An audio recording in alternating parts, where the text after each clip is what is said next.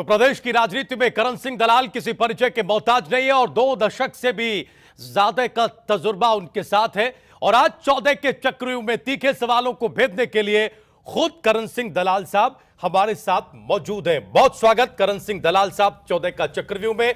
हमने रिपोर्ट में दिखाया दर्शकों को कि कितने गंभीर आरोप आप पर लगे हैं। अक्सर हम फोन के माध्यम से आपसे बातचीत भी करते रहे हैं। इससे पहले कि हम आरोप प्रत्यारोप के सिलसिले पर जाएं, कुछ तीखे सवाल करें, चुनावी रणनीतियां जानने की कोशिश करें, ये बताएं सर कि तैयारी कैसी चल रही है। चुनाव बिल्कुल सर पर है, लोग ये कह रहे हैं, विश्लेषक ये कह रहे हैं कि कांग्रेस पार्टी एक मुश्किल चुनाव लड़ने जा रही है। कैसी तैयारी चल रही है?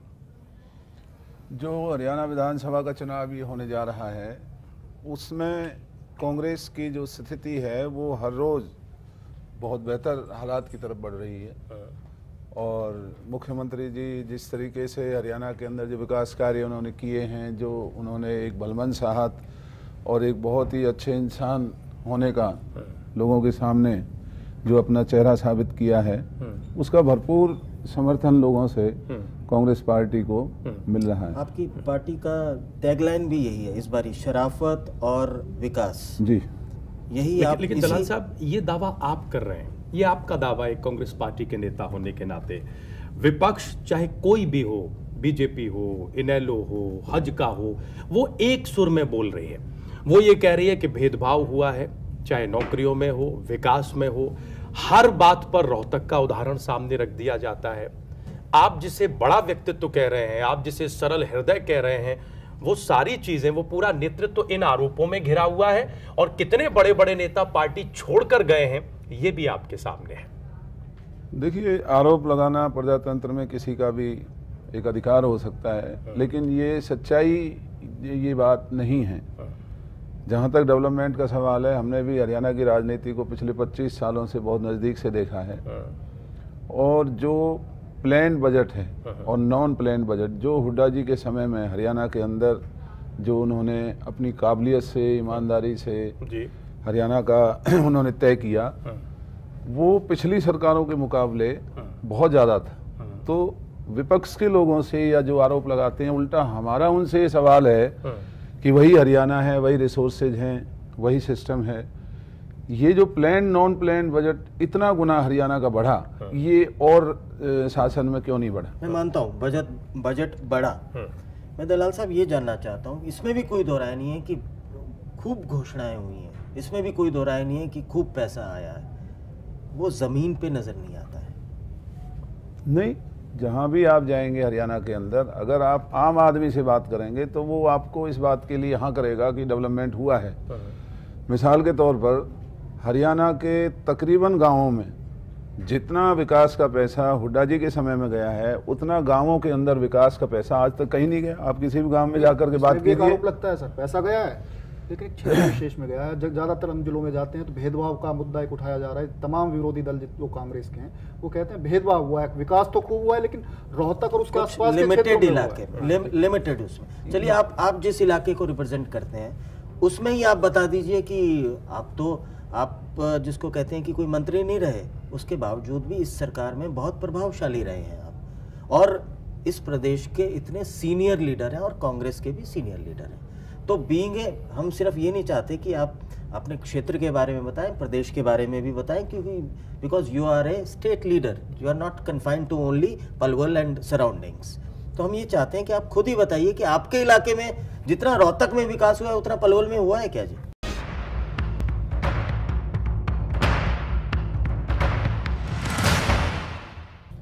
देखिए, जहाँ तक रोहतक, पलवल, फरीदाबाद, गुड़गांव का सवाल है, मिसाल के तौर पर गुड़गांव है, जो गुड़गांव का डेवलपमेंट हुआ है वहाँ रोहतक तो मुकाबले पर भी नहीं होता है। तो गुड़गांव हरियाणा का हिस्सा है। ये कहने वालों के लिए सबसे बड़ा जवाब तो यही है, अगर तरक्की देखनी है तो आप गुड़गांव में जाइए।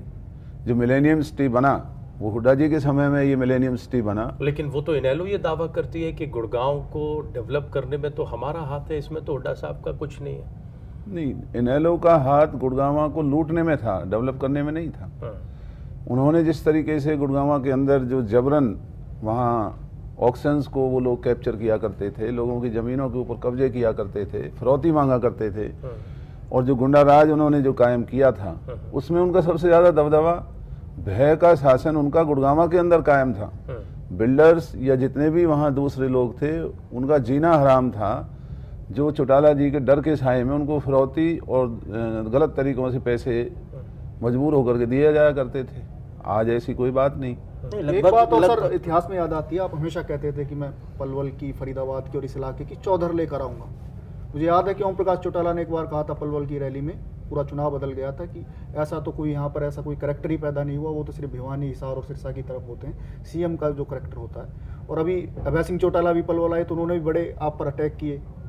उन्होंने कहा कि ओम प्रकाश चौटाला को जेल भिजवाने में सबसे बड़ा जो है आप मास्टरमाइंड है, साजिश का सूत्रधार बताया। साजिश के सूत्रधार आप। ये कहा कि अगर किसी को पलवल में सबक सिखाना है तो करण सिंह दलाल को सिखाओ। ये सार्वजनिक मंच पर उनकी भाषा जिसे मैं कोट कर रहा हूं। देखिए, ऐसा क्या आपने कर दिया पलवल के इलाके में जो सबक सीखने सिखाने की बात राजनीति में अब होने लगी? या आप थ्रेट हो गए हैं? देखिए, मैं तो कुछ भी अपने बारे में तो मैं क्या कह सकता हूँ, लेकिन मैंने पहले भी कहा है, विधानसभा के अंदर भी कई दफ़ा ये बातें आई हैं, और हमने वहाँ एक मर्यादा का पालन करने की कोशिश की कि जब हम लोगों के द्वारा विधायक चुन करके जाते हैं तो हम भगवान के नाम पर शपथ लेते हैं, हलफ लेते हैं विधानसभा में जाते ही कि हम कोई भी पक्षपात, भेदभाव या नहीं करेंगे, और जो भी बातें आएंगी उन बातों पर बिल्कुल निष्पक्ष और स्वतंत्र होकर के अपनी राय विधानसभा के अंदर व्यक्त करेंगे। क्यों है सर? मुझे याद है कि जब हरियाणा विकास पार्टी में टूट हुई थी तो तमाम विधायक इंडियन नेशनल लोकदल को उन्होंने समर्थन किया था और ओम प्रकाश चौटाला जी सीएम बने थे। उस वक्त मुझे याद है कि आपने सिर्फ बीजेपी का दामन थामा था। बाद में इनेलो और बीजेपी का गठबंधन हुआ तो वहां से भी आपका पत्ता कटवा दिया जी। तो आपके पीछे क्यों पड़े रहते हैं? मेरा एक स्वभाव रहा है कि हरियाणा की विधानसभा में मैंने हमेशा अपने धर्म का पालन किया, और जो भी गलत बातें सामने आती थी, चाहे वो किसी भी राज्य में आती थी, तो मैं बेबाक तरीके से उन मुद्दों को उठाया करता था। जहाँ तक चौटाला जी का जेल जाने का सवाल है, जेल उनको भेजा है अदालत ने। जो उनके गलत कार्य थे, हमने वो मुद्दे विधानसभा से बाहर हमेशा उठाए, और उनको हमेशा समझाने की भी कोशिश की कि अगर आपके पास लोगों की दी हुई सत्ता है तो आपको इस तरह से सत्ता का आपको पक्षपात नहीं करना चाहिए। मुझे खुशी है इस बात की कि जो लड़ाई हमने चौटाला जी के खिलाफ लड़ी, हमारे आरोपों को अदालत ने भी सही माना। देश के सर्वोच्च न्यायालय से ये सीबीआई प्रोब चौटाला जी और उनके बेटों के खिलाफ उसका हुक्म जारी हुआ था, जिसको सीबीआई ने प्रोब किया। सीबीआई की कही हुई बात को फिर अदालत ने सही माना, और अदालत ने सही मानते हुए उनको ये जो सजा सुनाई गई। आपका कोई हाथ नहीं? नहीं, हमारा उसमें अगर हाथ है तो इतना है। आपने कोई साजिश की थी, वो ये कह रहे हैं साफ तौर पर कि साजिश की वजह से चौटाला साहब जेल में हैं, ये शब्द थे पलवल में। देखिए, वो कुछ भी कह सकते हैं, लेकिन ये चौटाला जी के खिलाफ आवाज जो हमने उठाई थी, अदालत ने हमारे उठाए हुए मुद्दों को सही माना। हमें इस बात का फख्र है, और मैं तो ये अपील करता हूं कि कोई भी जो विधायक बन करके जाते हैं उनको इतना ही निर्भीक होकर के। आरोप आपकी तरफ से लगाए गए थे, मोहर नहीं, दलाल जो साहब, फैसला है वो अदालत का जो बात आपने उठाई उसको वो साजिश कहते हैं। सीबीआई का आप जिक्र कर रहे हैं, सीबीआई ने जांच की, जांच एजेंसी थी, वो ये कहते हैं कि ये कांग्रेस पार्टी का एक तोता थी, इसका गलत इस्तेमाल किया गया। यानी आपकी साजिश और सीबीआई का गलत इस्तेमाल, इसकी वजह से चौटाला साहब जेल गए, ये कहा जा रहा है। जी नहीं, बिल्कुल गलत है, क्योंकि ये सुप्रीम कोर्ट के आदेश पर सीबीआई प्रोब का ऑर्डर हुआ था। और जब सीबीआई प्रोब का ऑर्डर हुआ था, जब केंद्र में वाजपेयी जी प्रधानमंत्री थे, चौटाला जी खुद मुख्यमंत्री हुआ करते थे, एनडीए के पार्टनर थे, तो इसमें कांग्रेस कहां से बीच में आती है? इन्हीं की अपनी हुकूमत थी, सुप्रीम कोर्ट का जांच का आदेश हुआ था, और उसमें ही ये सारा मामला जो बना है, इनको जो जेल जाना पड़ा। ये लोग ऐसी बात क्यों कह रहे हैं? ये लोगों को गुमराह करना चाहते हैं कि भाई कैसे हुआ, क्या हुआ, सारी प्रक्रिया इन लोगों की भी समझ में आ रही होगी।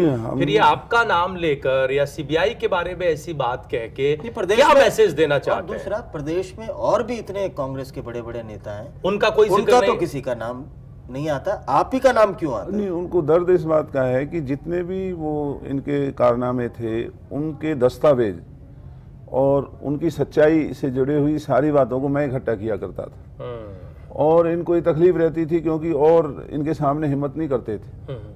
मैं बेबाक तरीके से अपने लोगों के चुने हुए वादे पर और अपने धर्म पर खड़ा रहा, और मैंने बिना ये सोचे समझे कि इसका क्या असर होगा, उल्टा मैं तो ये कहता हूँ कि मैंने जब ये सच्चाई पर लड़ाई लड़नी शुरू की तो उल्टा चौटाला जी ने मेरी बहू को, मेरे भाई को, हमारे एक 6 महीने के बच्चे को, जो कि जेल के अंदर दूध पीने जाया करता था अपनी माँ का, उनको बेकसूर 302 हत्या जैसे मुकदमों में, झूठे मुकदमों में इन्होंने अंदर किया, केवल मुझे डराने के लिए कि मैं इनके खिलाफ इन मुद्दों को ना उठाऊं। लेकिन हमने उसकी भी परवाह नहीं की और हमने अपनी लड़ाई जारी रखी। और आज मुझे इस बात का फख्र है कि उस लड़ाई का नतीजा आज हरियाणा ही नहीं देश के सामने है कि कोई भी बड़े से बड़ा नेता या अधिकारी अगर कोई गलत कार्य करेगा तो उसे जेल जाना पड़ सकता है। नहीं, आपने ये संघर्ष किया और ये जनता ने देखा तमाम सारी, उसके बावजूद आप लगातार 4 बार विधायक रहे, आपको जनता ने हराया क्यों? फिर इतना संघर्षशील आदमी, जनता के लिए लड़ने वाला आदमी, अन्याय के लिए लड़ने वाला आदमी, आप हमेशा ये कहते हैं कि मैं अन्याय के विरुद्ध खड़ा होता हूँ, वो कोई भी हो, फिर आपको पिछले चुनाव में जनता ने, और वो भी इनेलो के ही उसने उम्मीदवार ने आपको हराया, क्या कारण? कांग्रेस का अच्छा माहौल भी था पिछले। जी बिल्कुल, ये बात मैंने जनसभाओं में कई दफ़ा इस बात को मैंने कबूल किया है कि जिस जनता ने 4 दफ़ा बिना किसी पार्टी की वेव के, एक तरह से इंडिपेंडेंट सा मेरा इलेक्शन हुआ करता था। हाँ, आप कभी भी किसी राष्ट्रीय पार्टी के वो नहीं रहे, तो वो कहीं ना कहीं मेरी ही भूल थी कि मैंने जो लोगों को मैं अपनी बात पूरी तरह से नहीं पहुंचा सका। दूसरा, जो परिसीमन जो हुआ उसकी वजह से बहुत सारा नया इलाका पलवल विधानसभा में जुड़ा, जो ना मुझे इतनी अच्छी तरह से जानते थे, ना मैं उन्हें इतने अच्छी तरह से जानता था, और हमारे विरोधियों ने उनको गुमराह करने में कामयाबी उनको मिली और उसकी वजह से मैं चुनाव हारा। उनका ये जो कैंपेन, आप उसको काउंटर नहीं कर पाए, उनका ये कैंपेन कि करण सिंह दलाल जो कि कहीं ना कहीं सत्ता का उन्हें अब एक तरीके का मद हो गया है, या वो ओवर कॉन्फिडेंट हो गए हैं, या वो पब्लिक से कट गए हैं एक तरीके से, या वो कहीं ना कहीं एक तरीके से अहम भाव आ गया है उनके अंदर, और उस अहम भाव को ठीक करना है, ये कहीं ना कहीं मैसेज दिया गया और जनता को एक तरीके से उन्होंने कन्विंस किया। क्या ये सच है? ये आरोप सच है? आपका जो सवाल है और जो आप इन्हें जवाब दिया बिल्कुल सही बात है। मुझे थोड़ा गुमान सा भी हो गया था कि मैं तो आम आदमी की लड़ाई लड़ता हूं, मैं भले लोगों और गरीब लोगों की लड़ाई लड़ता हूं। ये सच है कि करण दलाल को गुमान हो गया था एक वक्त में? नहीं, भले और गरीब आदमी की लड़ाई लड़ने का वो तो मुझे आज भी सिर्फ मैं ही लड़ सकता हूं और कोई नहीं लड़ सकता। हाँ, इस पलवल के मैदान में और कोई नहीं आ सकता। हाँ, गरीब और शरीफ करण दलाल को कोई नहीं हरा सकता, कुछ ऐसा मन में आ गया था? नहीं, हराना तो ये तो ऊपर वाला और पब्लिक कभी भी हरा सकती है, लेकिन मुझे अपने आप पर ये था कि जितना भी मौजूदा जो हमारे उम्मीदवार हैं उनसे सबसे बेहतर मैंने अपने इलाके को, चाहे मेरे विरोधी कुछ भी कहें, लेकिन हमने पलवल को जिला बनवाया है। पलवल को जो विधानसभा जो चुनाव क्षेत्र है वो मैंने बनवाया, मैं परिसीमन का सदस्य था। इसके अलावा पलवल के अंदर हमने एक एजुकेशनल हब बनाया, कई इंजीनियरिंग कॉलेजेस वहाँ खुलवाए, और पलवल शहर को जो पहले गांव जैसा हुआ करता था, हमने उसे एक सही मायनों में शहर का दर्जा देने की कोशिश की, पेड़ पौधों से, पीने का पानी। लेकिन दलाल साहब आप तो हारे ही सर, आप तो हारे ही। जी, मैं हारा। अवतार सिंह भड़ाना कह रहे हैं कि उनको भी आपने हरवा दिया। जी, उनको हमने हरवाया। ये पार्टी को, कांग्रेस पार्टी की टिकट पर वो चुनाव लड़ रहे थे। आप कांग्रेस पार्टी के नेता हैं, अमित जी ने अभी जिक्र किया कि आप बड़े नेताओं में शुमार हैं, इसके बावजूद आपने हरवा दिया। देखिए, हमने कांग्रेस को नहीं हरवाया था, हमने अवतार सिंह भड़ाना जी के खिलाफ हमने चुनाव अभियान में जिस तरीके से भड़ाना साहब 20 साल से हमारे सांसद होते हुए और उन्होंने हमारे फरीदाबाद लोकसभा चुनाव क्षेत्र के 36 बिरादरी के लोगों को लज्जित किया कि कभी भी लोकसभा में उन्होंने कोई जनहित से जुड़ा हुआ मुद्दा नहीं उठाया, कभी भी उन्होंने लोगों की दुख तकलीफ की चिंता नहीं की, और हमेशा बहुत ही ओछे जो शब्दों का उपयोग करते हुए ज़्यादातर ओछी बातों में ही अपने आप को उलझाए रखा। तो सांसद का एक बहुत बड़ा दायित्व होता है, और फरीदाबाद जैसा औद्योगिक नगर जिसमें किसान और 2 जिले आपस में जुड़े हुए हैं और इतनी भारी समस्याएं हैं, आज तक सत्ता में होते हुए लगातार जितने केंद्र सरकार से जितने भी परियोजनाएं आती थी, इनके ना बोलने की वजह से हमारे फरीदाबाद लोकसभा में कोई केंद्र सरकार की, हमारी सरकार होते हुए भी कोई परियोजना ही नहीं ला सके, कभी उसका मुद्दा नहीं बना सके। दलाल साहब, ये सारी बातें तो आप चुनाव में जब जाने से पहले, लोकसभा चुनाव में जाने से पहले जो प्रक्रिया होती है आपकी उम्मीदवार चयन की, जिसमें आप हाईकमान को भी कन्वे करते हैं, और जब वो फाइनल डिसीजन होना होता है तो उससे पहले भी ये सारी जिसको फीडबैक ली जाती है, कार्यकर्ताओं से पूछा जाता है, नेताओं से पूछा जाता है वहाँ के, और जब एक बारी तय हो जाता है तो पूरी की पूरी पार्टी उसको एक तरीके से उस सारे निर्णय को या डिसीजन को ऑन करती है और काम करती है। जब ये सारी प्रक्रिया चल रही थी तब आपने ये सारी तमाम सारी चीजें हाईकमांड को कही कि इस शख्स का ये इमेज है, ये शख्स का इस तरीके से, और अगर ये इनको टिकट दोगे तो ये स्थिति बनेगी या हम लोग काम नहीं करेंगे, ये आपने स्पष्ट किया? जी, ये मैंने भी और हमारे इलाके दोनों जिलों के तकरीबन विधायकों ने और जो भी सीनियर लीडर्स हैं सबने पार्टी हाईकमांड को बार बार अवगत कराया था कि भड़ाना जी की लोकप्रियता इस वक्त बहुत खराब है और इनका टिकट देना हमारे इलाका और पार्टी के हित में नहीं होगा। लेकिन पार्टी ने हमारी बात नहीं सुनी और उन्होंने कैंडिडेट उम्मीदवार बनाया, और उनके उम्मीदवार डिक्लेरेशन के बाद ये तो पार्टी विरोधी कैंडिडेट को हरवाना है। हाँ, पार्टी ने आपकी बात नहीं हमने सुनी। तकरीबन अब तक अपनी जिंदगी में जो किया है वो खुलेआम किया है, सरेआम किया है, छुप के नहीं। तो फिर तो ये अनुशासनहीनता हो गई पार्टी के साथ एक तरह से। हाँ, अगर है क्या तो आप की ये है। मानते हैं सर, कि एक कांग्रेस चीज और पार्टी मुझे में इतिहास रहते में हुए याद आपने एक आती है, हम अनुशासनहीनता दिखा की? रहे थे एक रिपोर्ट 1991 में पहली बार आप चुनकर आए, हरियाणा विकास पार्टी बनी थी, उस वक्त आप थिंक टैंक में भी थे जी। कहते थे बंसीलाल के तीसरे बेटे हैं आप, और बहुत नजदीकी थे उस परिवार के। 96 में सरकार बनी, जीत कर आए, आप मंत्री भी बने। ऐसा क्या हो गया था कि आपको बंसीलाल से आपको अलग होना पड़ा? क्या आप मुख्यमंत्री बनना चाहते थे या कोई बंसीलाल जी की पॉलिसीज में कुछ ऐसी कमी थी कि आपको उनसे अलग होना पड़ा?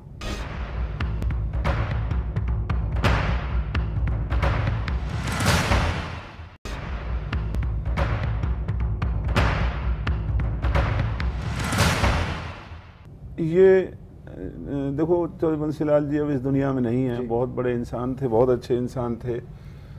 मैंने हरियाणा की विधानसभा में सरेआम खड़े होकर के इस बात की गलती महसूस की कि भाई हमने बंसीलाल जी की सरकार गिराई, हमारी ज़िंदगी की सबसे बड़ी भूल थी जी। और अब जहाँ कहीं भी इस तरह की बातें होती हैं हम उन सबको सलाह भी देते हैं, भाई ये काम ना करना, आप जहाँ हैं वहाँ खड़े रहिए, लड़ना है वहीं लड़िए। इस तरह से पार्टियां छोड़ना और नेताओं के खिलाफ। ऐसा क्यों लगा आपको कि वो भूल थी? ये भूल रियलाइजेशन इसलिए क्यों थी हुआ? कि चौटाला जी और ये कब हुई आपको ये रियलाइज? चौटाला जी सीएम बनने ही नहीं थे। अगर क्या आपको बंसीलाल जी की लालच दिया गया था सरकार, चौटाला की तरफ से कि आप भी सीएम हो सकते हैं? हाँ, चौटाला जी और भजनलाल जी भी जिंदा थे, उन्होंने आपको लालच हमसे दिया कि आप धर्म CM ईमान बन उठा करके वादे किए थे कि आपको सीएम भी बनाएंगे। हम तो बनेंगे नहीं, जो बंसीलाल जी की पार्टी से अलग होकर के आएंगे सीएम उसे बनाए। उनमें से बनाना है। तो 22 विधायकों ने मुझे अपना नेता माना था और 24 विधायकों ने चौटाला जी को अपना नेता माना था। कांग्रेस के विधायक उन दिनों कम थे। यही बात कहीं ना कहीं चौटाला जी को चुप गई। तो चौटाला जी को तो ये बहुत ही बुरा लगा ना कि भाई एक मामूली से इलाके से एक मामूली सा आदमी और आपके सामने मुख्यमंत्री का दावेदार बनना चाहता है। तो उन्होंने जब बाकी सभी विधायक लोकदल के अंदर शामिल हुए, मैं अकेला था। नरेंद्र मोदी जी जो आज देश के प्रधानमंत्री हैं, वो हमारे जनरल सेक्रेटरी इंचार्ज थे। उन्होंने मुझे ये आश्वासन दिया कि भाई आप हरियाणा में बीजेपी में आप आइए, हम आपकी इज्जत करेंगे और आपको टिकट भी देंगे और आप जैसे लोगों की हमें ज़रूरत है। मैंने नरेंद्र मोदी जी को बताया भी था कि चौटाला जी ने मेरे से ही कहा है कि भाई देखो, आप बीजेपी में ना जाना, कहीं भी जा सकते हैं, हम आपको टिकट नहीं लेने देंगे। मैं वही ना लेने देना, मैं बीजेपी में ही जाऊँगा। गए भी आप? मैं बीजेपी में गया। और याद है कि आपको वाजपेयी जी की रैली में नरेंद्र मोदी जी ने मुझे शामिल कराया और वही हुआ। थोड़े दिनों के बाद चौटाला जी के दबाव में आकर के उन्होंने मेरे से कहा कि भाई हम आपको टिकट नहीं दे पाएंगे। तो नहीं दे पाएंगे तो यानी बीजेपी नहीं तो दलाल साहब इनेलो के दबाव में आ गई थी उस वक्त। हाँ, सरेआम सारा हरियाणा जानता है। और वो भी नरेंद्र मोदी के नरेंद्र रहते हुए मोदी जी, जो हाँ, जो आज देश के प्रधानमंत्री हैं, उन्होंने वादा किया था मेरे से और मेरे से जो वादा हुआ उसे सारा हरियाणा जानता है। आपसे जो वादा हुआ वो तब नरेंद्र मोदी पूरा नहीं कर पाए। तो किसी कीमत पे नहीं कर आपको लगता है सर? और अब जो देश के साथ उन्होंने इतने सारे वादे किए अच्छे दिनों के, आपको लगता है कि ये वादे पूरे होंगे?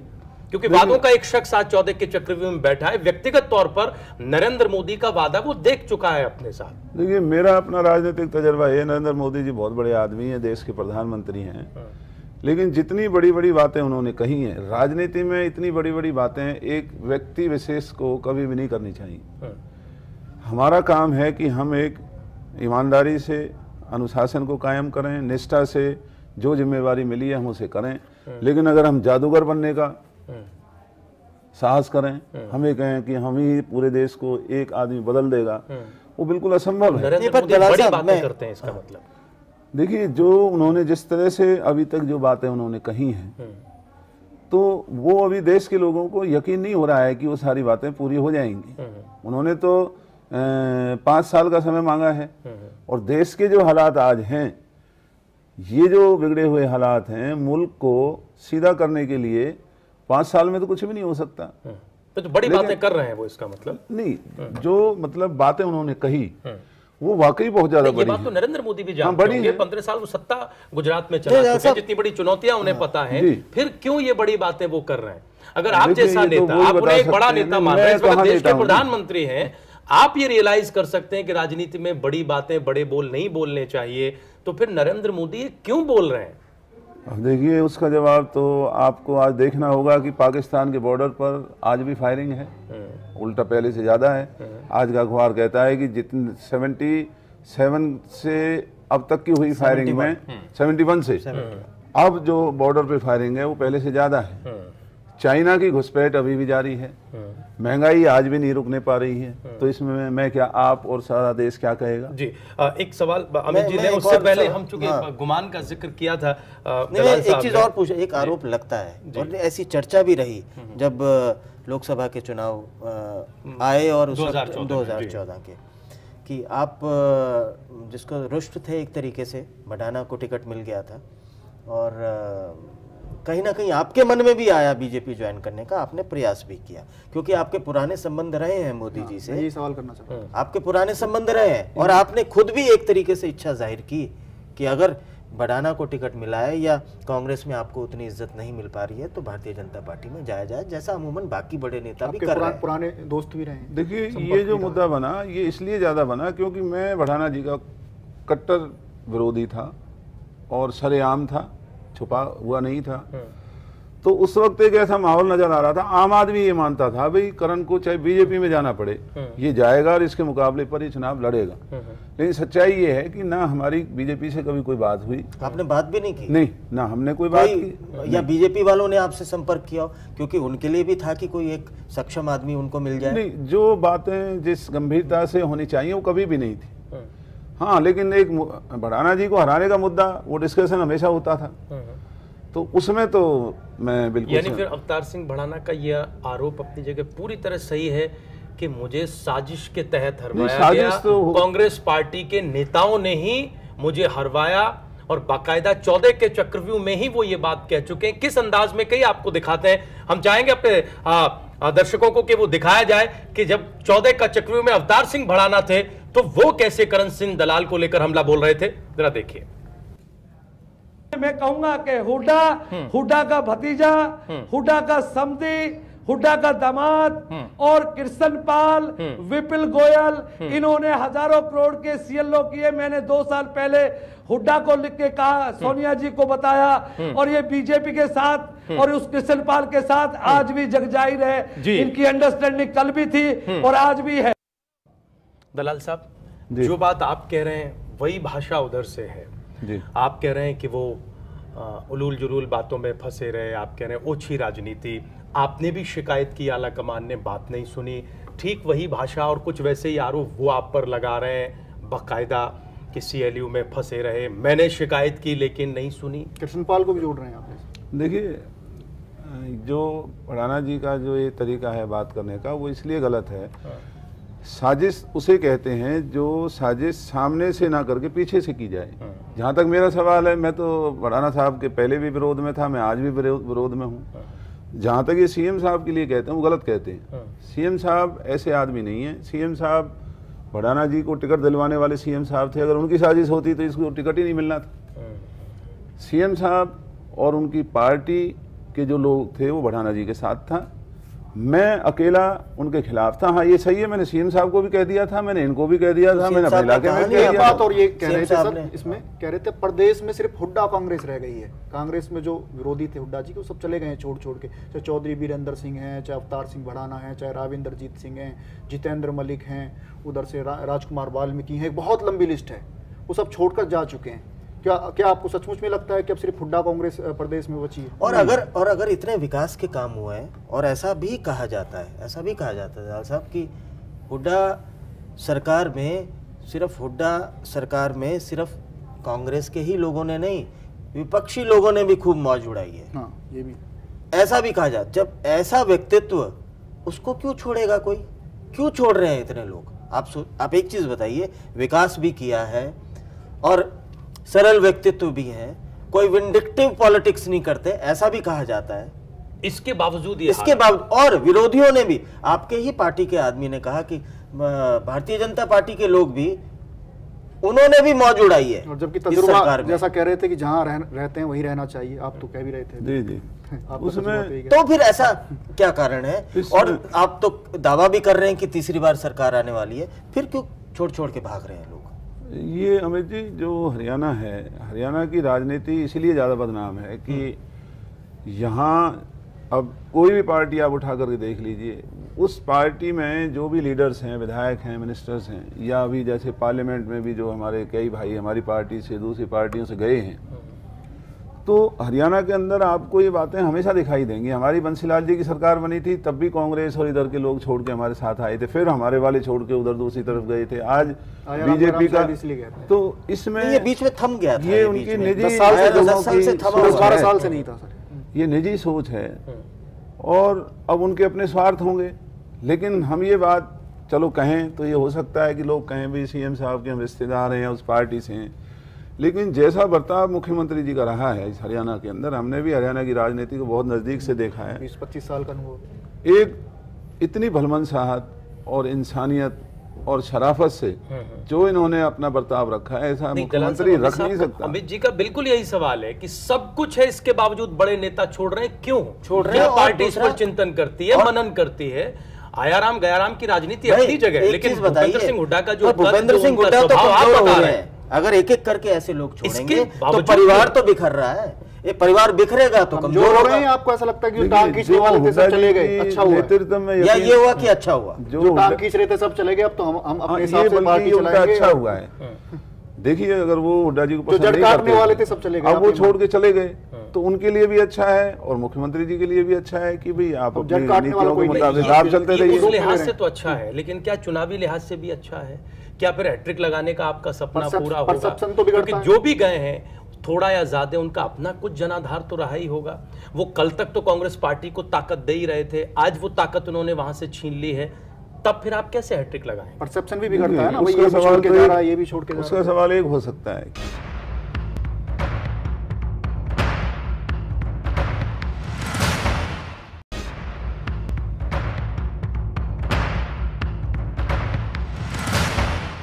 जनाधार तो रहा ही होगा। वो कल तक तो कांग्रेस पार्टी को ताकत दे ही रहे थे, आज वो ताकत उन्होंने वहां से छीन ली है, तब फिर आप कैसे हैट्रिक लगाएं? परसेप्शन भी बिगड़ता है ना, ये भी छोड़ के जा रहा है, ये भी छोड़ के जा रहा है। उसका सवाल एक हो सकता है कि इतने लोगों के जाने के बावजूद आज देश में भारतीय जनता पार्टी की सरकार है, आज भी वो हुड्डा जी के सामने मुख्यमंत्री पद का दावेदार पेश नहीं कर पा रहे हैं।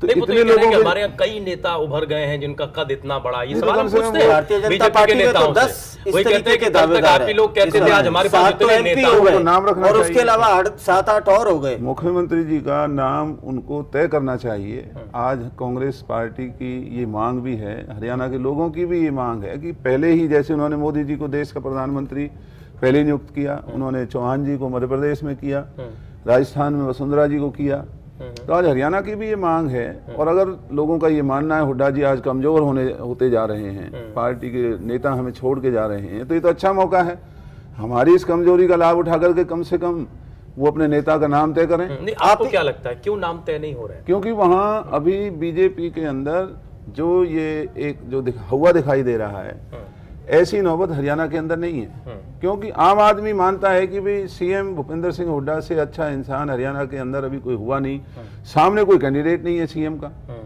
तो जब तक रेल का इंजन नहीं होगा ये डब्बों को कैसे जोड़ेंगे? सर, राजनीति से अलग अगर देखें, आपको 20-25 साल का तजुर्बा है, बहुत नजदीक से हरियाणा की राजनीति को देखते रहे, कांग्रेस के नेता के तौर पे नहीं पूछ रहा मैं, एक जो आपका अनुभव रहा है मैं वो जानना चाहता हूँ, मुकाबला किससे है?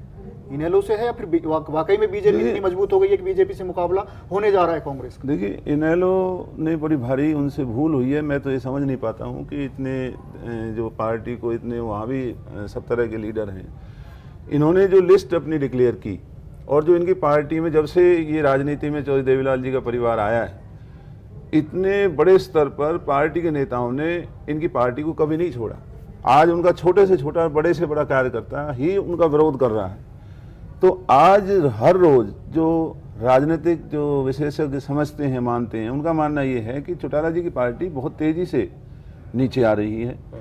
और जो कांग्रेस का लोकसभा के अंदर जो ग्राफ कम था, और जिस तरीके से उत्तराखंड और अभी कर्नाटक, आपका मध्य प्रदेश, आपका बिहार, ये जो चुनाव विधानसभा के बाई इलेक्शंस के नतीजे आए हैं, उससे आज हरियाणा के जो कांग्रेस के लोग हैं और जो आम आदमी हैं, वो इस बात से उनका विश्वास बढ़ा है कि लोकसभा में जो हुआ सो हुआ, लेकिन हरियाणा में कांग्रेस की स्थिति बहुत अच्छी है। दो बातें सर आपने की। एक तो आपने मैं हल्ला राजीव, की। जी, इसमें मैं एक चीज मैं स्लिप कर जाऊंगा फिर। अगर ऐसा है तो बिहार का जैसे अगर आप उदाहरण लें तो वहाँ एक गठबंधन बना, महागठबंधन जिसको कहा, जिसमें कांग्रेस मतलब धुर विरोधी एक दूसरे के, नीतीश लालू एक मंच पर नीतीश आए। लालू एक मंच पे, मोदी को रोकने के लिए या भारतीय जनता पार्टी को रोकने के लिए। तो क्या यही स्थिति हरियाणा में बन सकती है? क्योंकि जी, अब बन तो सकती है। आज ये खबर भी है कि हज का बीजेपी का गठबंधन देखिए, टूट गया है। हज का और बीजेपी का जो गठबंधन का टूटना है, ये उनका अपना एक मुद्दा है। हालांकि राजनीति के अंदर एक साख होती है, और वो मैं मेरे लिए भी कह रहा हूँ, औरों के लिए भी कह रहा हूँ कि राजनीतिक साख को खराब नहीं करना चाहिए। आपने कोई बात कही है, आप अपनी बात पर कायम रहें, या आपने कोई बात कही ना होती तो इसका भी एक बड़ा भारी हरियाणा की राजनीति में एक नया तमाशा होगा कि जो गठबंधन की दुहाई दे करके ये लोग पिछले दिनों हरियाणा की लोकसभा में इन्होंने चुनाव लड़ा जी, और वही गठबंधन जो एक दूसरे को नेता कहते थे, आज एक दूसरे के सामने खड़े होकर के एक दूसरे के साथ बर्ताव भी ठीक नहीं कर रहे हैं।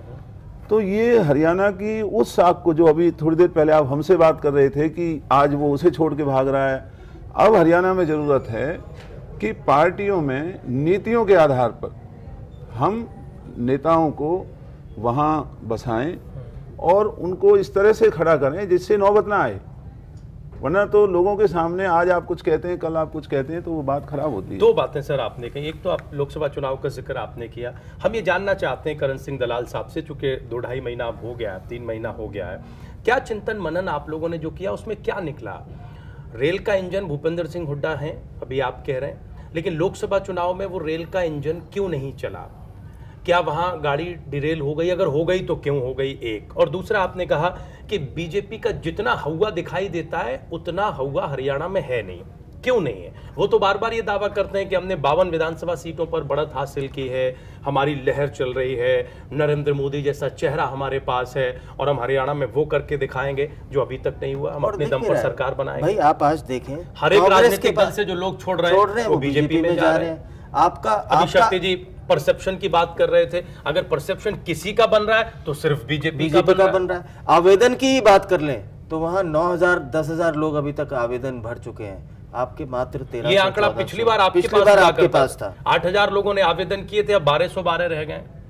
देखिए, ये जो हरियाणा की जो ये बदनामी जो हुई है, मैं उसी के बारे में आपसे कह रहा हूँ कि आज भारतीय जनता पार्टी में जाने वाले लोग क्या ये भारतीय जनता पार्टी के मुद्दों से वाकिफ हैं? क्या भारतीय जनता पार्टी की जो धर्म के नाम पर उनकी सोच है, जो उनका संगठन है अलग अलग, क्या उन मुद्दों पर ये कभी खड़े हो पाएंगे? इन दोनों के लिए अच्छा नहीं है, जाने वालों के लिए भी और भारतीय जनता पार्टी के लिए भी। इन्हें आज सत्ता कायम करने से पहले अपनी सोच कायम करने की बात करनी चाहिए। सत्ता मिले या ना मिले, हमें अपने इरादों से, अपनी कही हुई बातों से पीछे नहीं हटना चाहिए, जिससे आने वाली पीढ़ियों के लिए या हरियाणा के लोगों के कहीं तो एक बात नजर आए। दूसरा, जो आपने कहा, कोई पहली दफा तो ये सत्ता की तरफ बढ़ नहीं रहे हैं। 12 साल भारतीय जनता पार्टी, चौधरी देवीलाल जी, ओम प्रकाश चौटाला जी मिलकर के हरियाणा में इनका राज रहा है। इनके डिप्टी चीफ मिनिस्टर रहे हैं, आपके साथ भी थे, हमारे साथ भी थे और उनके साथ भी थे। तो ये अगर तब इन्होंने कुछ किया हो तो ये बताएं। नहीं, आपने हवा का जिक्र किया, ये हवा क्यों बनाया जा रहा है? कौन बना रहा है इस हवे को, और क्या इस हवे के जरिए सत्ता तक पहुंचा जा सकता है? देखिए, सत्ता का जहां तक सवाल है, सत्ता तो उनको भारतीय जनता पार्टी को मिली हुई है, और उस सत्ता का जो असर आज 100 दिन पूरे होने जा रहे हैं, तो पहले तो उन्हें ये बताना होगा मुल्क के लोगों को कि हरियाणा के लोग देश के लोगों की तरह उनके ऊपर कैसे तो यकीन वो बता करें? रहे हैं, वो ये कह रहे हैं कि हमने देश को कांग्रेस मुक्त किया है, अब हरियाणा की बारी है, हमें महंगाई हरियाणा को वही है। कांग्रेस मुक्त करना है। नहीं, ये महंगाई- बाकायदा हर सार्वजनिक भाषण में बीजेपी के नेता कह रहे हैं, खुद प्रधानमंत्री कह रहे हैं। और रही महंगाई की बात, बेरोजगारी आप- बढ़ी आप है। इतना नहीं, समय महंगाई तो को देंगे। लेकर वो कहते हैं कि अभी उतना वक्त नहीं हुआ है, थोड़ा 3 और वक्त महीना हुआ है। दीजिए, आपने तो आप हमारे काम का 10 जल्दी वर्ष आकलन राज कर किया रहे है। हैं। आपने तो लगभग 50 से 60 साल राज किया है कांग्रेस ने, तो उनका कहना है कि जहां 60 साल वहां आप 60 दिन में हिसाब मांग रहे हैं। 60 साल का हिसाब तो खैर जनता ने बता ही दिया इस बारी, पर उस तरीके से मुझे ये पूछना है दलाल साहब आपसे। चलिए, ये सारी बातें तो राष्ट्रीय स्तर की और प्रदेश स्तर की होगी, चलिए हम आपके क्षेत्र की बात करते हैं जी, जहाँ से आप रिप्रेजेंट करते आए हैं, और इस बारी शायद आप वहाँ से चुनाव भी लड़ेंगे। जी। और पलवल का वैसा विकास क्यों नहीं हो पाया? पलवल हमेशा राजनीतिक तौर पे गरीब क्यों रहा? वहाँ के लोग जरूर मेहनती होंगे, वहाँ के लोगों ने अपने खुद के बल पे अपना स्थान जरूर प्राप्त किया होगा, लेकिन हमेशा से पलवल को राजनीतिक तौर पे एक तरीके से अछूत क्यों माना गया? नहीं, ये जो अमित जी आप बात कह रहे हैं, हमारे विरोधी ये बात कहते हैं। मैं उनका जवाब ये देता हूँ कि पलवल को मेरे विधायक बनने से पहले पलवल के हालात की तुलना कीजिए, और जो 25 वर्षों में हमने पलवल को जिला बनाया है, पलवल के अंदर एजुकेशनल हब हमने बनाया है, पलवल शहर को एक शहर का दर्जा दिया, 18-20 पार्क हमने वहाँ बनाए, सीमेंट की सड़कें बनाई, सीवर वहाँ हमने डलवाया, बाईपास हमने बनाया, उसके नाले हमने बनाए। पूरा हरियाणा बारिश में डूबता है, एक अकेला पलवल शहर है जहाँ पानी का नुकसान आबादी के लोगों का नहीं करता। बिजली की कैपेसिटी को हमने ठीक किया है, और जो भी एक विधायक के स्तर पर और एक रीजनल लीडर कोई वहाँ अपने इलाके का काम कर सकता है। मैं हरियाणा में किसी भी जिले से आप हमारी तुलना कीजिए, हम रेल के पुल हमने बनाए हैं। मेरा सवाल इससे, ठीक है, ये सारे आपने अपने काम गिनाए, ये सारे के सारे। मेरा सवाल ये है कि राजनीतिक तौर पे पलवल की या उस क्षेत्र की ये बदकिस्मती क्यों रही है? आप ही का उदाहरण ले लीजिए, जब जब आप एमएलए बने आप विपक्ष में बैठे लगभग। मैं ठीक कह रहा हूँ? मेरा तथ्य बिल्कुल ठीक है? जी बिल्कुल। इस बार भी ऐसा हुआ, इस बारी भी सत्ता आपकी आई, सीएम आपके बने, और बनने के साथ साथ प्रदेश को और क्षेत्र को वो लाभ होना चाहिए था। आप उनके रिश्तेदार भी हुए सीएम साहब के, लेकिन आप खुद नहीं जीत पाए। पलवल की हालात की जहाँ तक बात करें तो दलाल साहब, आज भी वहाँ जो जिले का जो एक स्तर होना चाहिए, जिला बनवाया आपने, इसमें कोई दो राय नहीं है, जो स्तर होना चाहिए अभी भी वो डेवलपमेंट नहीं हो पाई। आज भी घंटों घंटों जाम लगता है वहाँ पे। आज भी जिसको कहते हैं कि जिस तरीके से बाकी जिलों ने तरक्की की, उस तरीके से पलवल ने वैसी तरक्की नहीं की। उसका कारण मैं जानना चाहता हूँ। उसका कारण पॉलिटिकल जिसको कहते हैं कि इंस्टेबिलिटी है, या राजनीतिक तौर पे पलवल के लोग हमेशा से ठगे से रहे, या ये कारण है, या उनको चंडीगढ़ की विधानसभा में या चंडीगढ़ के जो सत्ता का केंद्र है वहां पे वो रिप्रेजेंटेशन के साथ साथ वो ठसक नहीं मिली उन लोगों को हमेशा से, जो बाकी प्रदेश के बाकी इलाकों को मिली। एक आदि की तुलना बताइए आप कि पलवल की तुलना आप कौन से शहर से करना चाहेंगे? जैसे जहाँ जो जिस विधायक की और वजह से इसी से जुड़ा हुआ, इसी से जुड़ा, और हमेशा सीएम जो है हरियाणा का उस प्रदेश, उस इलाके का ही क्यों बनता है, इस तरफ के क्यों नहीं बन पाते?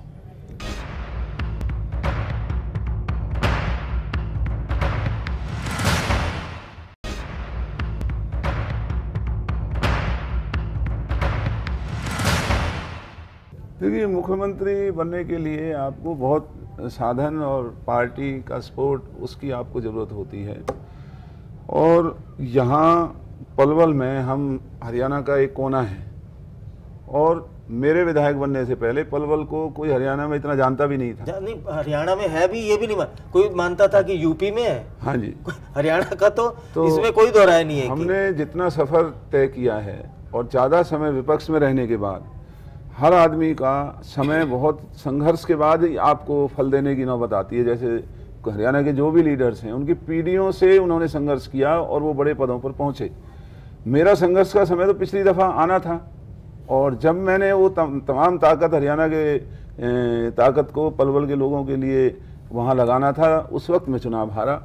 लेकिन आज चुनाव हारने के बाद भी जो पलवल के अंदर जो हमारी सरकार ने कार्य वहाँ किए हैं, वो हरियाणा के दूसरे जिलों के मुकाबले में हम उनसे बेहतर मानते हैं। रहा जाम लगने का सवाल, नहीं, मैं छोटे छोटे ही उदाहरण दे रहा हूँ, उदाहरण के तो हाँ, ये भी उनमें से एक है, ये भी उनमें से एक है।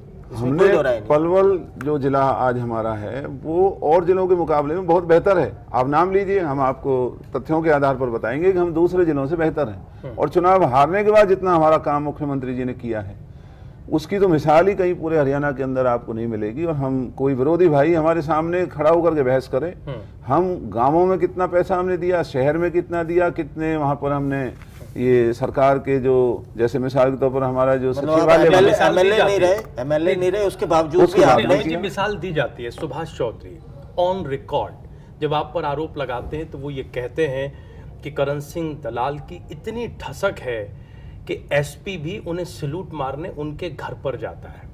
ये उनका ऑन रिकॉर्ड आरोप है। और उनका ये भी आरोप है कि अगर विकास हुआ है तो पलवल का नहीं हुआ, सिर्फ वो तो करण सिंह दलाल दलाल का परिवार का हुआ है और किसी का विकास नहीं हुआ। देखिए, ये तो हमारा इलाका अच्छी तरह से जानता है कि भगवान की कृपा हमारे परिवार पर, जब हम विधायक नहीं थे तब भी हमारे उस इलाके में हमारे परिवार का एक नाम माना जाता है। ये तो इलाके के लोग जानते हैं। दूसरा सवाल ये है कि एसपी का मेरे घर पर आना, अब मान लीजिए मुख्यमंत्री मेरे घर पर खाना खाने आते हैं तो एसपी क्या वहां तो आईजी भी खड़ा होगा आके। इसमें मेरा क्या कसूर है? होते व्यवस्था का सवाल है, प्रोटोकॉल का सवाल है। वहां तो ठीक है, लेकिन वो कहते हैं रोज नहीं, मुझे जरूरत ही नहीं है। एसपी करण सिंह दलाल के दरवाजे पर जाते हैं, उदाहरण के सैल्यूट तौर मारते पे हैं। एसपी के साथ साथ जो भी पूरा एडमिनिस्ट्रेशन है, अभी कुछ दिन वो पहले एमएलए को नहीं मानता लिया। इनेलो के प्रवक्ता ये आरोप लगा रहे थे, सुभाष चौधरी की बात को आगे बढ़ा रहे थे। वो ये कह रहे थे कि ठेके पर ले रखा है करण सिंह दलाल ने, पत्ता भी नहीं हिलता करण सिंह दलाल की मर्जी के बगैर, जबकि वो विधायक नहीं है। मैंने उस दिन भी और आप तो ये कह रहे हैं कि हार से मेरा गुमान टूटा है। यहां तो जो स्थिति दिखाई दे रही है उससे ऐसा लग रहा है कि सबसे ज्यादा गुमान में करण सिंह दलाल है। नहीं, गुमान होता है कि आप अगर अच्छे काम कर सकते हैं, आप लोगों के काम आ सकते हैं, आप लोगों के मुसीबतों में उनके साथ आप खड़े हों, तो इस बात का गुमान हमें जो ये मुकदमे दर्ज करने का आरोप लगाते हैं। पलवल यूपी और राजस्थान के बॉर्डर को दो तरफ से टच करता है हमारा जिला, और वहाँ गलत काम करने वालों के खिलाफ अगर कार्रवाई नहीं होगी तो हमारा जो कानून व्यवस्था है वो बिगड़ सकती है। अगर किसी ने गलत कार्य किया है तो उसके खिलाफ मुकदमे दर्ज होंगे, उसमें पुलिस मुकदमे दर्ज करती है। हाँ, एक जिम्मेवार नागरिक होने के नाते से उस दिन भी मैंने कहा था, मैं आज भी कह रहा हूँ, हम विधायक रहे ना रहे, बने या ना बने, लेकिन पलवल के अंदर अगर कोई भी गलत हरकत होगी, कोई भी शरीफ या गरीब आदमी के साथ अन्याय करने की कोशिश करेगा तो हम उसका मुकाबला करेंगे। ठीक है, आप मुकदमे दर्ज करने की बात कह रहे हैं। आपने शुरुआत में कहा कि मैं अपना धर्म निभाता हूं। विधानसभा में भी मैंने इस बात की कतई परवाह नहीं की कि मैं सत्ता में हूं या विपक्ष में हूं, मैंने अपना धर्म निभाने की कोशिश की।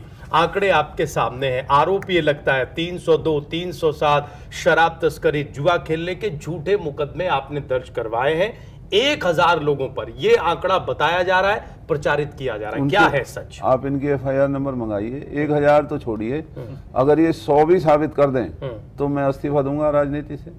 फिर 1000 तो बहुत बात, फिर ऐसा प्रचारित क्यों कर रहे हैं ये लोग? क्योंकि इनके पास मेरे खिलाफ बोलने का और कोई मुद्दा ही नहीं। विकास हमने चुनाव हारने के बाद हमने कराया, अपने इलाके की पूरी देखभाल की, इलाके को हार का एहसास नहीं होने दिया, तो उनको घबराहट। दलाल साहब, उनका आरोप तो ये है आपने किया, आपने उनको तो करने देते नहीं, आप नहीं, उनको करने ही नहीं देते आप ये मतलब फिर काहे के विधायक है? मैं तो मुख्यमंत्रियों की परवाह नहीं करता था। आज हमारा जो पलवल का विधायक है उसमें अगर हिम्मत होती तो मेरे खिलाफ जुलूस निकालता, क्यों नहीं उसने जुलूस निकाले आज तक? मैं तो मुख्यमंत्रियों को सबक सिखाता था।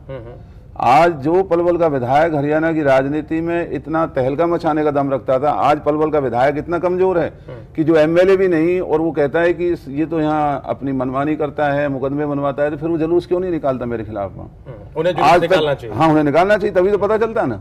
आज तक उन्होंने कोई जुलूस निकाला हो? उन्होंने आज तक उन लोगों को सड़कों पर उतारा हो जिनके साथ हमने ज्यादती की है? एक और आरोप आप पर लगता है, 135 के एमपी का मामला है, 2009 में किलोमीटर का मामला है, 2009 में ये पूरा होना था। अभी नितिन गडकरी साहब पहुंचे, अभी उसका वो सब कुछ हुआ, आप विकास की बात कर रहे हैं, क्यों नहीं पूरा हुआ सर अब तक? ये बिल्कुल आरोप जो हमारे ऊपर सही उतरेगा कि ये वाकई इसमें जो ये केएमपी एक बहुत ही महत्वपूर्ण परियोजना थी हमारे इलाके के लिए ही नहीं, पूरे हरियाणा के को इफेक्ट करती, पूरे इलाके। इसमें भी हमारी बदकिस्मती मैं इसे कहूँगा, ये चौटाला जी के राज में इस ठेकेदार को ठेका दिया गया था। ये हमारे राज का दिया हुआ ठेका नहीं है। हुड्डा जी के मुख्यमंत्री बनने से पहले ये ठेका, इस ठेकेदार डीएस कंस्ट्रक्शंस को सारे रूल्स को वायलेट करके, जिसका रिकॉर्ड है हमारे पास, इस कंपनी को चौटाला जी ठेका देकर के चले गए। ठीक है। उसके बाद सुप्रीम कोर्ट की निगरानी में ये सारा काम हो रहा है, राज्य सरकार का इसमें कोई हस्तक्षेप नहीं है।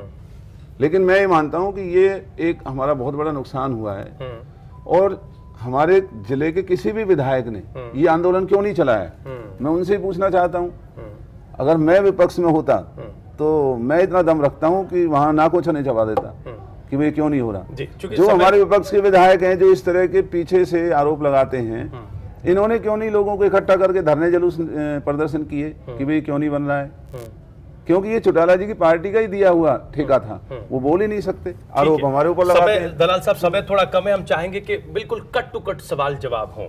प्रदेश चुनाव में है इस वक्त, इंडियन नेशनल लोकदल का दावा यह है कि इस बार हर कीमत पर वो सत्ता में पहुंचेंगे। लोकसभा चुनाव में भी उन लोगों ने प्रचार किया कि जैसे ही हम जीतेंगे जेल के दरवाजे टूटेंगे, चौटाला साहब बाहर आएंगे।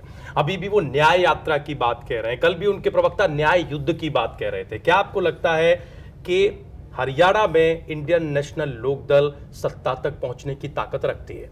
पहले तो उन्हें अपना मुख्यमंत्री तय करना चाहिए, जैसे हम बीजेपी के लिए किसको बार-बार कह चुके हैं, ओम प्रकाश चौटाला हमारे मुख्यमंत्री वो कैसे बनेंगे? अभी तो वो सजा याफ्ता है। उनके प्रवक्ता ने ये कहा कि जेल में शपथ लेंगे वो, अगर ले नहीं सकते, उनके विधायक आते हैं, कानून इजाजत नहीं देता, ये तो कानून की तौहीन है। आज जो हमारे देश का संविधान है, आज उसके मुताबिक चौटाला जी, अगर इनकी सरकार बनती भी है तो चौटाला जी तो मुख्यमंत्री नहीं बन सकते, ऐसे कैसे बनेंगे? अभी पिछले दिनों सुप्रीम कोर्ट का कानून आ चुका है, सुप्रीम कोर्ट में आप सदस्य ही नहीं बन सकते, आप सीएम कैसे बनेंगे? आज वो मुख्यमंत्री बनने के लिए वो अपने पार्टी नहीं, परिवार को इस उससे बचाने में लगे हुए हैं, जो उनका परिवार की जो राजनीति समाप्ति की तरफ चल पड़ी है, वो पार्टी से भी ज्यादा अपने परिवार की इस हैसियत को बचाने में लगे हुए हैं, इसलिए अनाप शनाप बातें करते हैं, वरना आज के दिन उनका कोई अस्तित्व नहीं है। ठीक है, इस बार करण सिंह दलाल, आपका अगर आपको टिकट मिलता है तो आपका मुकाबला किससे होने वाला है, इनेलो से या बीजेपी से? पलवल और बीच में अवतार सिंह भड़ाना भी कह रहे थे कि भड़ाना, अगर और क्या इस बात का डर आपको नहीं है कि जैसे आपने अवतार सिंह भड़ाना को चुनाव हरवाया, चूंकि वो आपको पसंद नहीं थे, उनकी भाषा उनकी शैली पसंद नहीं थी, क्या अब वही काम अवतार सिंह भड़ाना आपके लिए नहीं करेंगे? आधिकारिक तौर पर उन्होंने नहीं कहा, लेकिन ये प्रचारित किया जाता रहा कि वो पलवल से ताल ठोंक रहे हैं, ताल ठोंकना चाहते हैं, चुनाव मैदान में उतरना चाहते हैं। दलाल साहब ने भी उसकी कल भी बयान दिया है, मैं आज भी ये बात कहना चाहता हूं और भड़ाना जी से निवेदन करना चाहता हूं, अगर हिम्मत है तो अब वो चौटाला जी की पार्टी में है, चौटाला जी भी हमारे घोर दुश्मन अपने आप को मानते हैं, तो अब अगर भड़ाना जी में हिम्मत है तो मेरे सामने खुद ही चुनाव लड़ें। और दूसरा जो आपने कहा अमित जी कि मुकाबला वहां किससे होगा, अगर मुकाबला उम्मीदवारों का होना हो तो मैं अपनी ताकत के दम पे कह सकता हूं कि मैं किसको पटक नहीं मार सकता हूं, मुकाबला पब्लिक के बीच में होना है। और हरियाणा की जो पब्लिक है, आज हमारे पलवल के लोगों ने महसूस किया है, हमने उनके सामने एक मुद्दा रखा है, अभी आपने विधायक बनाना है, नेता बनाना है। मैं हरियाणा की विधानसभा में बतौर विधायक कभी नहीं रहा, मैं एक नेता की हैसियत से रहा, मैंने अकेले पलवल नहीं, मैंने हरियाणा के मुद्दे उठाए, हरियाणा की राजनीति में जो मिसालें मैंने कायम की, मैं तो अपनी बातों पर कायम हूं कि हमें इस प्रदेश के अंदर जो भी विधायक बनने का सपना रखते हैं, सांसद बनने का सपना रखते हैं, उनके अंदर इतनी हिम्मत। तो पलवल में सर मुकाबला लोकदल से है या बीजेपी से होने जा रहा है इस बार? देखिए, अभी माहौल रोज बदलता है, कई कहते हैं तिकोना होगा मुकाबला, कोई कहता है बीजेपी से होगा, लेकिन निश्चित तौर पर चौटाला। दलाल साहब, बीजेपी सत्ता में पहुंच रही है कि नहीं? बीजेपी तो पहले ही सत्ता में है भारत में। हरियाणा की बात कर रहे हैं नहीं, हरियाणा ये कह रहे हैं कि जो हमने केंद्र में किया वही हम हरियाणा में करने जा रहे हैं, आपका तजुर्बा क्या बता रहा है? देखिए, मैं पब्लिक से बड़ा नहीं हूं, मैं तो अपनी बात कह सकता हूं कि जिस तरीके से भारतीय जनता पार्टी इन आए दिनों बिना सोचे समझे और इस तरह के लोगों को अपनी पार्टी में भर्ती कर रही है। आम आदमी पार्टी के योगेंद्र यादव 14 के चक्रों में कह रहे थे कि सारा माल जो है कांग्रेस का है, बीजेपी बोर्ड ही बोर्ड बस बीजेपी का रह गया है, माल भीतर जो है वो कांग्रेस का भरा हुआ। हाँ, या मतलब ये कोई अच्छी बात नहीं होगी, और उनकी यही कमजोरी। नहीं, आपके लिए तो अच्छी बात है, आपकी नहीं सरकार आती तो आपके दूसरे साथी सरकार में रही तो कांग्रेस की ही सरकार रही तो नहीं तो आपके ही साथी। चौटाला जी से भी हमारी मुद्दों की लड़ाई थी, हमारी निजी लड़ाई तो उनसे कोई नहीं। बस एक आखिरी सवाल दलाल साहब, इस बार की चुनौती कितनी मुश्किल है भी या नहीं पलवल में दलाल साहब के पिछले चुनावों की अपेक्षा? देखिए, अब एक दफा हारने के बाद मेरे मन में हारने जीतने का मुद्दा नहीं है। मुद्दा मेरा है कि मैं जैसा हूं मैं तो वैसा ही रहूंगा। मैंने पब्लिक के लिए जहां जैसा हूं मैंने भला करना है, और जैसा भी हूं मैंने बुरे और जो गलत लोग हैं उनका मुकाबला करना है। रहा सवाल हारने जीतने को, वो तो पब्लिक ने देखना है, मैंने थोड़ी करना है। ठीक है, बहुत धन्यवाद करण सिंह दलाल साहब 14 का चक्रव्यूह में आने के लिए और तमाम तीखे सवालों के बेलाग जवाब देने के लिए। करण सिंह दलाल ये मान रहे हैं कि चुनाव जनता जिताती है, जनता की अदालत में वो जाएंगे और फिर जो भी फैसला होगा वो उन्हें स्वीकार होगा। 14 का चक्रव्यूह में आज के लिए बस इतना ही, लेकिन आप कहीं जाइएगा नहीं, इंडिया न्यूज पर खबरें जारी हैं। थोड़ी देर में हम फिर हाजिर हो रहे हैं।